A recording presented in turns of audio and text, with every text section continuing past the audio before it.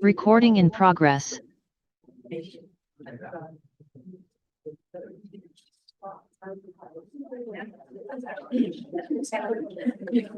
Okay. Introductions of the board.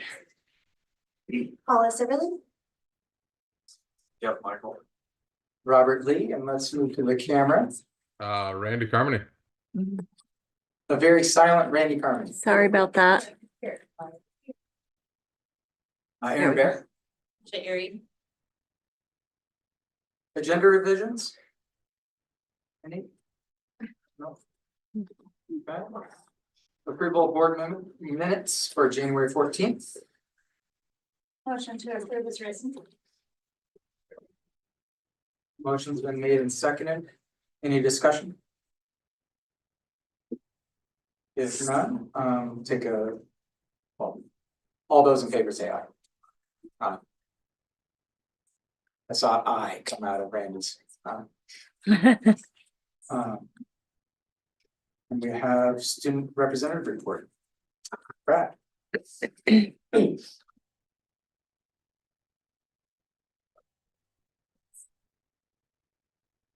Hi, my name is Bradley Green. I'm a senior ASB member at large. I'm also on the wrestling team, and yeah.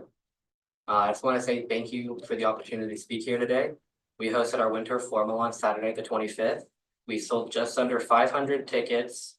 And although it was a little bit down from last year, we had amazing feedback from the students and the staff who chaperoned. We're wrapping up the regular season of winter sports in the next few weeks. Wrestling has their district meet Friday and Saturday at Gresham High School. Swim has their district meet at David Douglas on Friday and Saturday as well. Our competition cheer season wraps up as they compete at the state competition in Oregon City School this Friday. Our ski seems like they cut off my script. Have to talk to them more about that one. Our boys and girls basketball teams wrap up their regular season on Friday, February 25th. Right now, the boys have the chance to make the playoffs, and they're currently ranked 25th. Tomorrow, 12 students from our leadership class will be attending the Mount Hood Spring Conference ASB workshop at Clackamas High School. It's a great opportunity for student leaders from Sandy to work with student leaders from across the conference. And thank you again for the opportunity to speak. Thanks, Brad.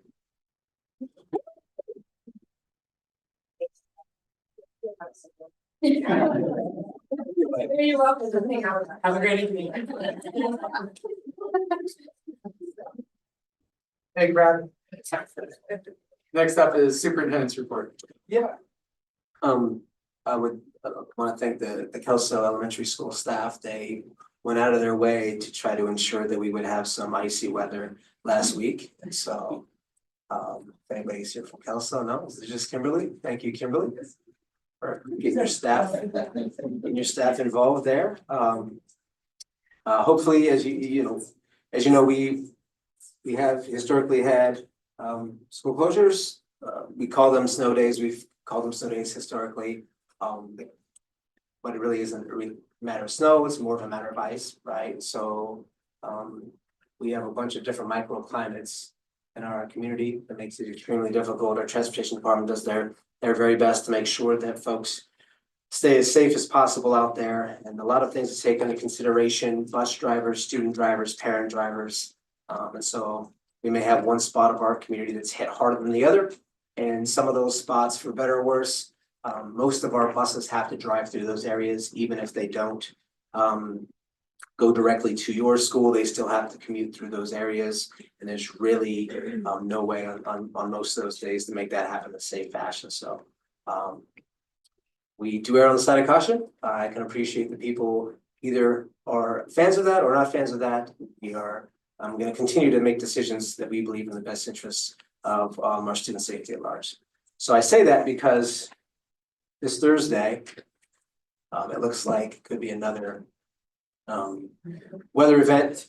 And then Friday, we already have a no school day. We didn't intend for that to necessarily be on Valentine's Day. However, because since it is, take some time to hang out with the people that you love the most. How about that? And if you are iced or snowed in, good. That'll give you more time. a real dialogue, so. And lastly, we've been, with Garth and I, and some of our team, Scott Coleman, Chelsea Lincoln Lane, Julie Monteith, been going around talking with folks about the state of kind of our facilities, right? And the potential for a bond. We've done 2 surveys. The first survey came back with some spots that were more favorable than others, some stuff that we were very, very happy with, on or about 51.6% favorability. Did a second survey. We wanted that to see some appreciable increases in that second survey. And for what it's worth, it was almost exactly the same as the first survey. And so given everything that's happening in May, Mount Hood Community College is going to go out for a bond. I know the state of Oregon is going to be talking about some potential investments and capital improvements for public education through this legislative session. We don't think it's in our best interest to try to pursue a bond in May. However, we're going to engage with a company that does this kind of on steroids. Funk and Levis, I think. Did I get the name right? You did? Yeah, it sounds like a great band from the 70s. So I was impressed with that name, right? And then we're gonna see what it would take for us to make a push to November 25. We think that November 25 would be a better opportunity for us to kind of cut through some of that noise, given some of the state's direction on capital projects and then Mount Hood. So that's where we stand.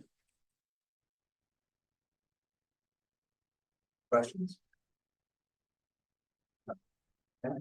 I just noticed for the record that Director Southwood has also joined us.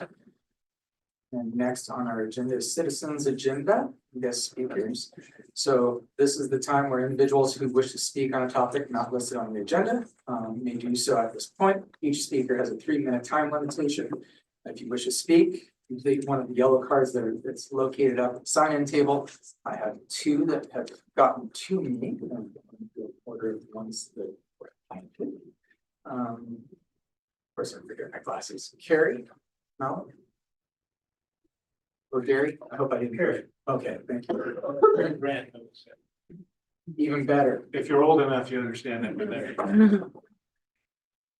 I took the opportunity to click on the email the board, and so I've already given you some information about what we're going to talk about, which is that in the flurry of things that have come from Washington, DC in the last couple of weeks, one was something about the administration of Title IX and an interpretation of that. And I would just urge the board to, I'm sure, I don't know this, but I'm sure that your mission statement probably has something about protecting your students.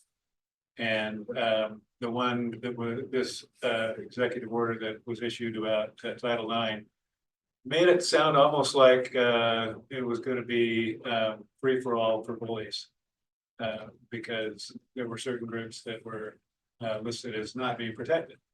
And I'm urging you to do what I'm sure your mission statement says and protect all of your students, no matter who they are. That's all I'm saying. Thank you, Carrie.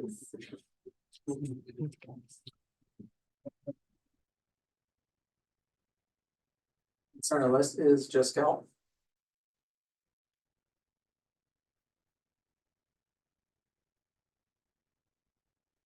I'd just like to expand a little bit on what Carrie had to say. I'm here tonight to ask the Oregon Trail School District to make a statement standing for equality for our students.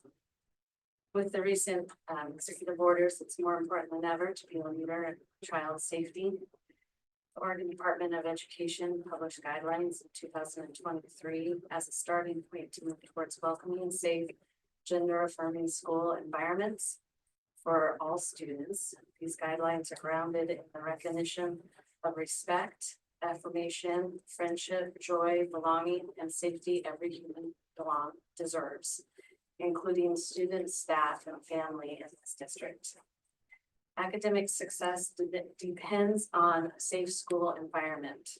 By following the gender expansive student guidelines, Oregon Trail School District will be creating an educational environment safe and free from discrimination and harassment. ensuring that every student has equal access to educational programs, activities, and success. Thank you.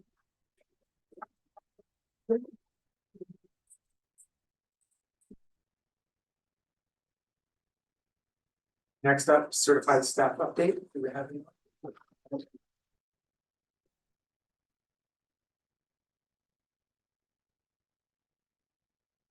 Good evening, everyone. First of all, go birds. Teachers recently completed our first round of report cards for semester 1, communicating with families all the growth and progress students have made so far this year, as well as goals we still wish for them to achieve in semester 2. Educators are working to keep routines consistent and expectations high with our students, especially as we experience those exciting inclement weather days. We know it can be tough on families to have last-minute changes, and it can feel stressful to lose instructional time when we already feel like we don't have enough, but we really appreciate the district prioritizing the safety of our students as well as staff. Thank you. Congratulations. Thank you. Did we have classified? No. Next up is consent agenda, and I'm going to take a motion. Consent. Motion made to approve consent agenda. Second. Seconds. Motions are made and seconded to approve the consent agenda. All those in favor say aye. Aye. Aye. I saw a big thumbs up from Chair Carmody up there, so. Action items, Key Club. State travel.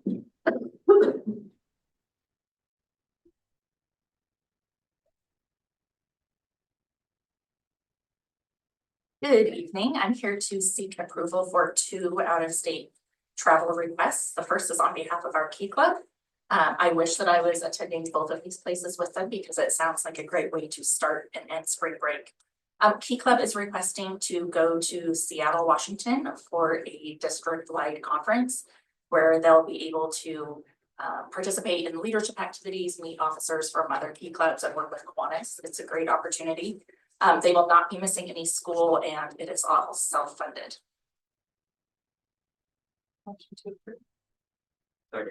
Any questions? Okay, and then our second is our Sandy High School baseball team. In the past, they have traveled to Arizona. This year, they're going to stay a little closer and go to Idaho for a baseball tournament. That baseball tournament will start at the beginning of spring break, so they will miss 2 days of school, but again, it's self-funded. And it's just a great time for them to bond and also play teams from other areas of the Western United States.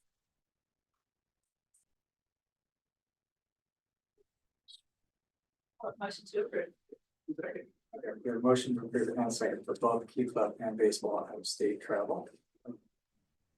Any last discussion? If not, all those in favor say aye. Aye. Aye.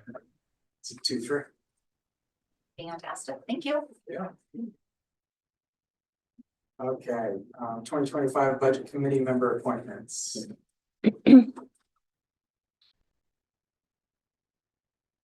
Good evening.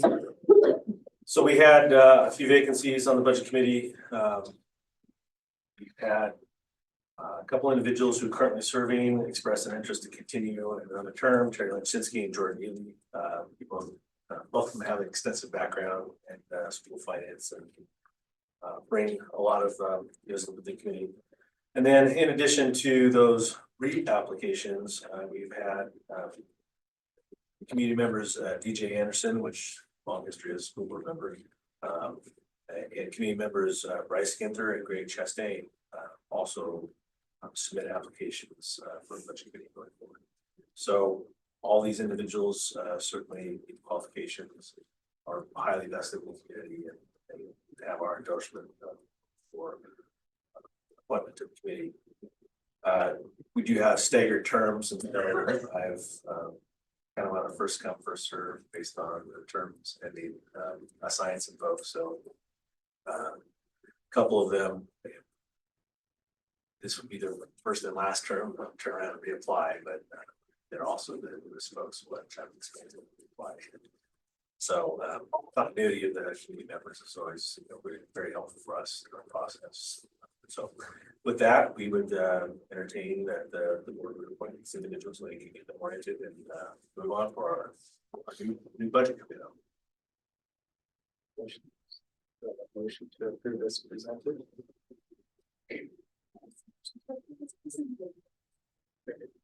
Motion to approve as presented and seconded. All those in favor say aye. Aye. Aye. Oh, Appreciate it for the new members, Bryce and Greg. I will reach out and schedule orientations the right way for everybody. We'll get budget calendars to them so they can order dates on their appointments now.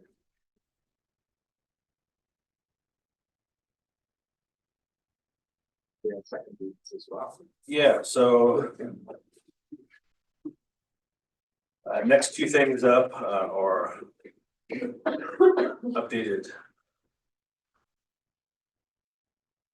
core policies. So the first one I believe that's up there is EFA, which is its second reading of wellness policy. There's nothing new to add from last time other than it continues to be posted on the district website. But it's kind of an ongoing process.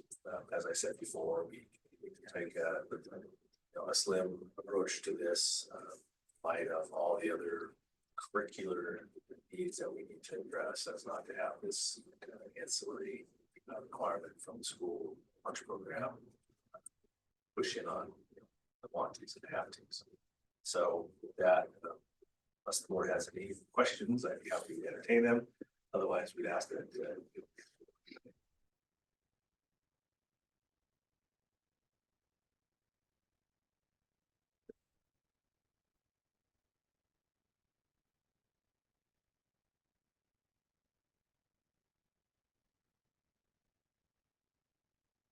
Motion's been made and seconded to approve policy EFA.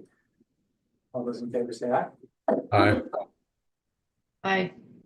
Okay, unanimous. as a side note, ODE reviews our school lunch program every 5 years. Despite the fact we just got reviewed last year, they got the luck of draw to get reviewed again this year, but goes to the next 5-year cycle. So I guess it's a required element of that. Appreciate it.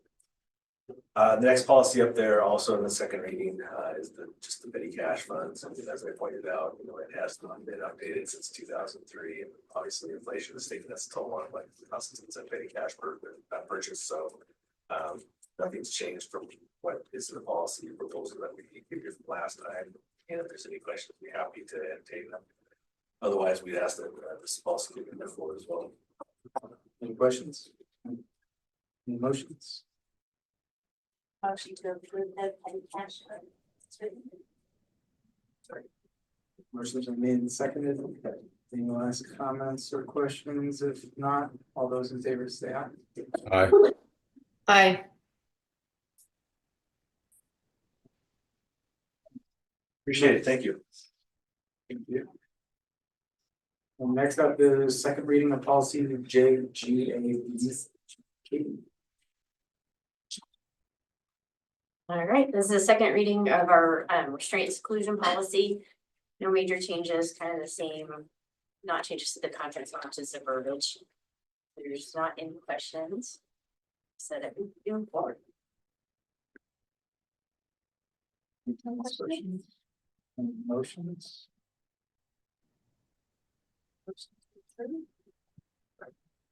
Motions are made and seconded to adopt policy JGAB. I have to say that slowly. All those in favor say aye. Aye. Aye. Aye. Thank you. And school calendar. Yes, so we had a bit of an agenda staff here, so I'm gonna talk you through the school calendar update, and then Sarah Dawn is putting some for us. So a number of years ago, I don't know how many years ago, oh golly, I want to say it was like 10, we decided to go through and do a 2-year calendar adoption because we believe that was parents, well, before that, we had the brilliant idea of starting in August And and Mackenzie remembers that, our union president remembers that, and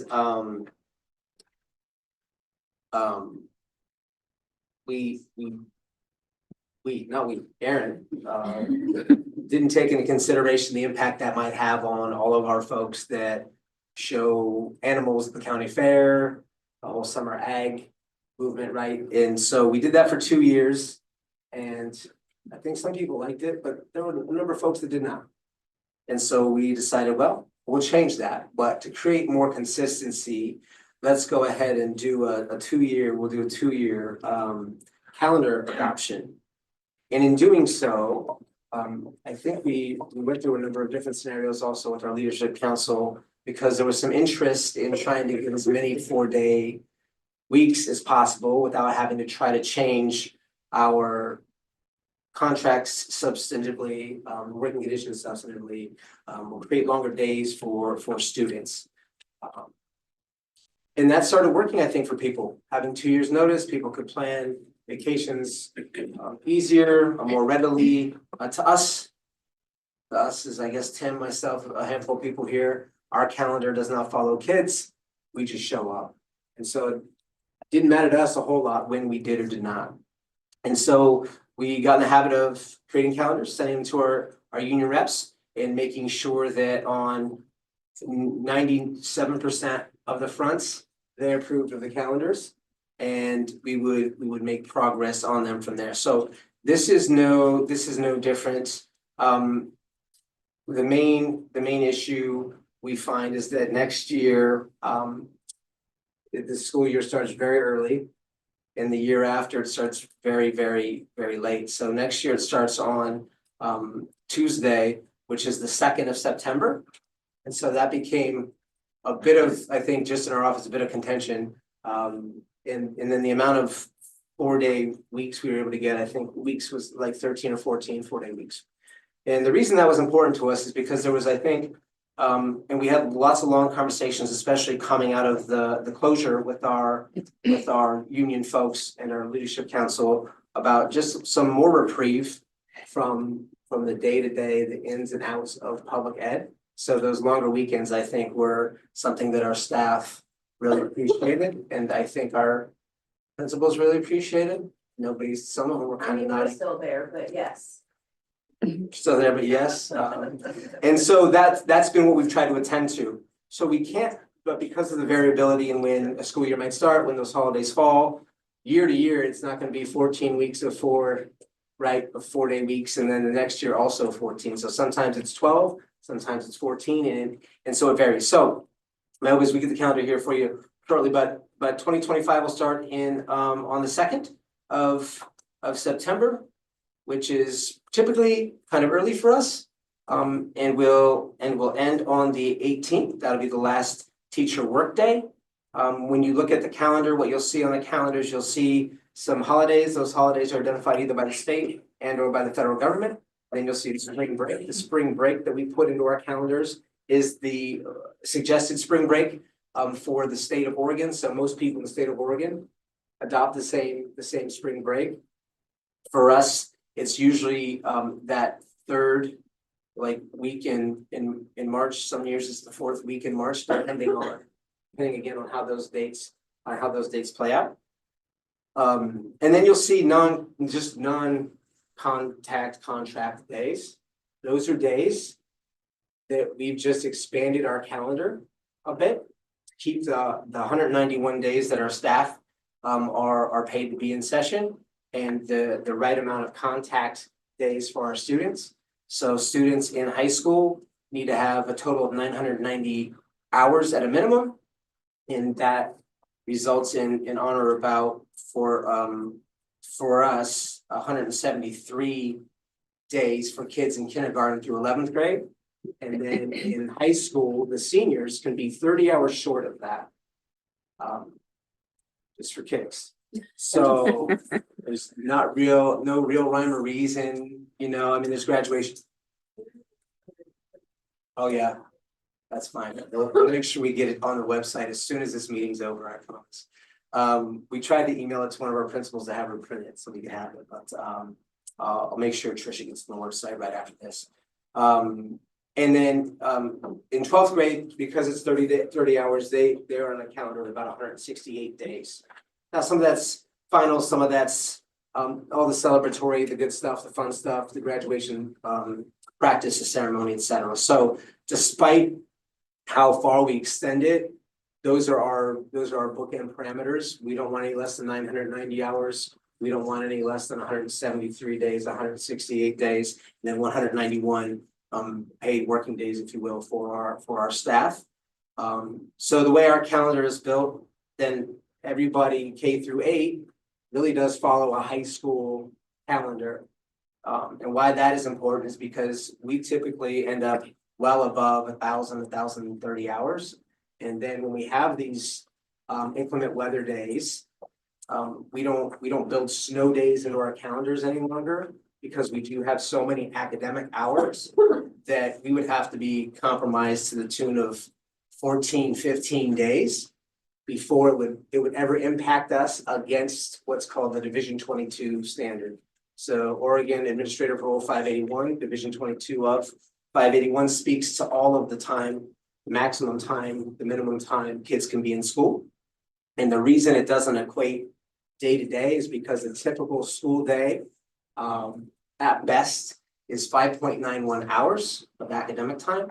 And in some cases, it's on about 5.4, 5.6 hours. So you lose a day doesn't mean you have to make up 8 hours. It means you have to take account for the amount of academic time the kids were actually in class, and or you get time for staff professional development as well as questions so far. That's 25, 26. Some laws in there we focus on. And then 26, 27, as we said, the year then that year kind of flips. So it's a full week later. So school would start on the 8th of the 26th and 27th.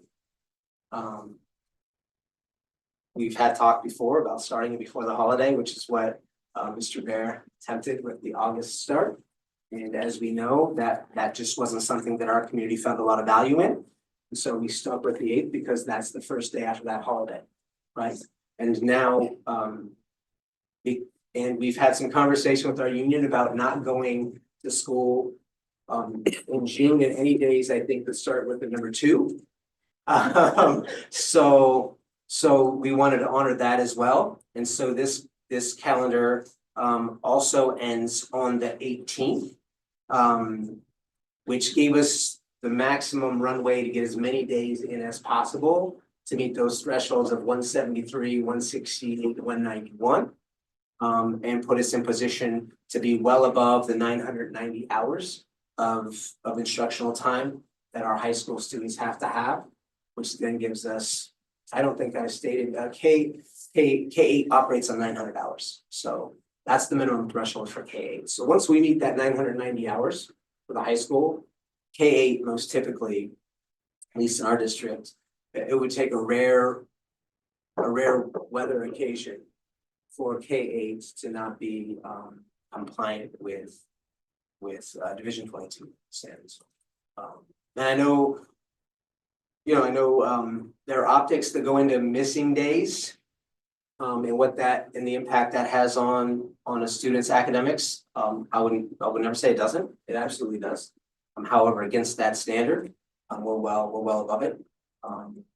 And we've been, when we do miss days, and if we do take the opportunity to try to recapture time, for us, we haven't extended the calendar 4, 5, 6 days.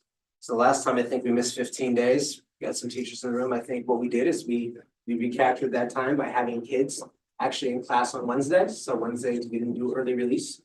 When we capture all that time, our buses actually drop off in some cases 20 plus minutes before the bells ring. We captured that time. And I think that school year we ended on Thursday. We added the Friday for good measure. So we were able to get kids actually in seats to make up for some of the loss in the amount of time they were in school. We still were within that threshold for K8 on that 90 hours. Thoughts? Questions? Question always comes up, at least it has historically. Will we ever consider 4-day weeks? Will we ever consider year-long calendars? Maybe. I mean, I do believe it's a team effort with our union folks, and so if there's the collective will to really have those conversations in earnest, we can. We've kicked it around a few times. Our leadership council, Superintendent's Leadership Council, really gave a long, hard look to getting to about 45-46% of our weeks being 4-day weeks, coming right out of the closure. And then it was just, I think that's when our union folks, we learned, they're like, you know what, we just don't like going to school when it says like June 20th. We're like, yeah, that's fair. That's fair. So we can appreciate that. So that's how we got to this point. We will have that, I promise you. As soon as we leave here, we'll have that posted. We will make sure you guys have copies of those. Questions?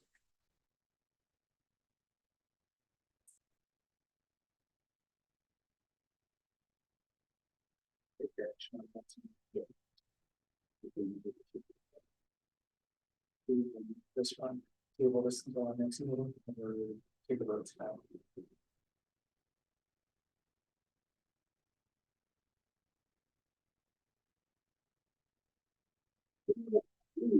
Let's do this.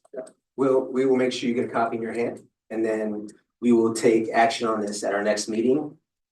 And I promise not to bore you with the same stuff unless you want me to. We'll table this one. All right. No, that's perfectly fine.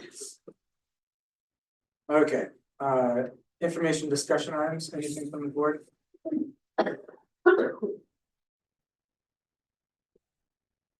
Here, seeing none. Announcements, March 4th, 2025, OTA board meeting at 5:30 p.m. That will be on Monday, Zoom. March 10th, 2025, school board meeting, 7 p.m. Standing behind lecture room, just as tonight. Any last items? No. Hearing none, then we will adjourn. So.